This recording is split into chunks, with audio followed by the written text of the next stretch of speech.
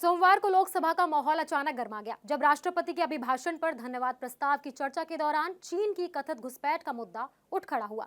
पूर्व army chief general MM Naravane की एक अप्रकाशित किताब का हवाला देते हुए नेता विपक्ष राहुल गांधी ने सरकार पर सवाल दागे, जिसके बाद सत्ता पक्ष और विपक्ष के बीच करीबन 64 मिनट तक जमकर हंगामा हुआ। हालात ऐसे बने कि लोकसभा की कार्रवाई को एक बार नहीं बल्कि 3 बार स्थगित करना पड़ा। पूरा विवाद सोमवार दोपहर 1:24 पर शुरू हुआ जब राहुल गांधी बोलने के लिए खड़े हुए। उन्होंने दावा किया कि 31 अगस्त 2020 को लद्दाख के डोकलाम इलाके में चीन की ओर से 4 टैंकों के साथ घुसपैठ की गई थी।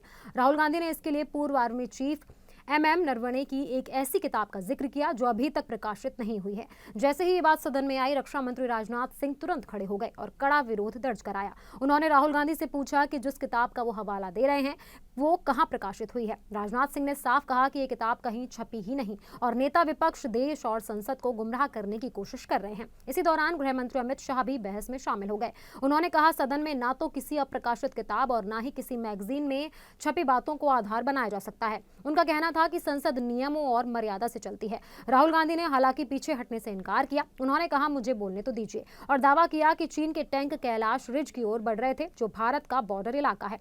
राहुल गांधी ने आरोप लगाया कि सरकार इस मुद्दे पर डर रही है और सच्चाई सामने नहीं आने देना चाहती। लगातार बढ़ते हंगामे को देखते हुए लोकसभा स्पीकर ओम बिरला ने करीबन 2 बजे सदन की कार्रवाई पहले 3 बजे तक स्थगित की, लेकिन 3 बजे कार्रवाई शुरू होने के सिर्फ 9 मिनट बाद ही दोबारा हंगामा शुरू हो गया और सदन को 4 बजे तक के लिए स्थगित करना पड़ा। इसके बाद शाम 4 बजे फिर से शुरू हुई कार्रवाई भी ज्यादा देर तक नहीं चल सकी और 4:10 पर लोकसभा को मंगलवार सुबह 11 बजे तक के लिए स्थगित कर दिया गया। स्पीकर ओम बिरला ने कई बार राहुल गांधी को नियम 349 का आर्टिकल 1 का हवाला देते हुए समझाया कि सदन में केवल प्रमाणित और आधिकारिक दस्तावेजों का ही जिक्र किया जा सकता है। उन्होंने साफ कहा कि किताब या अखबार की खबर को ऑथेंटिक नहीं माना जा सकता। इस पूरे विवाद पर संसदीय कार्य मंत्री किरेन रिजिजू ने भी राहुल गांधी पर निशाना साधा। उन्होंने कहा कि बिना स्रोत की बातें करके सेना का मनोबल गिराना ठीक नहीं है और राष्ट्रीय सुरक्षा को राजनीति का हथियार नहीं बनाया जाना चाहिए।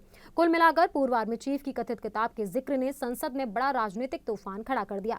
जहां विपक्ष सरकार से चीन के मुद्दे पर जवाब मांगता रहा, वहीं सरकार ने इसे नियमों का उल्लंघन और गैर जिम्मेदाराना बयान करार दिया। इस टकराव का नतीजा ये रहा कि लोकसभा का कीमती समय हंगामे में चला गया और सदन को बार बार स्थगित करना पड़ा। अब सबकी नजरें इस बात पर हैं कि आगे इस मुद्दे पर क्या कोई आधिकारिक बयान या स्पष्टता सामने आती है या नहीं।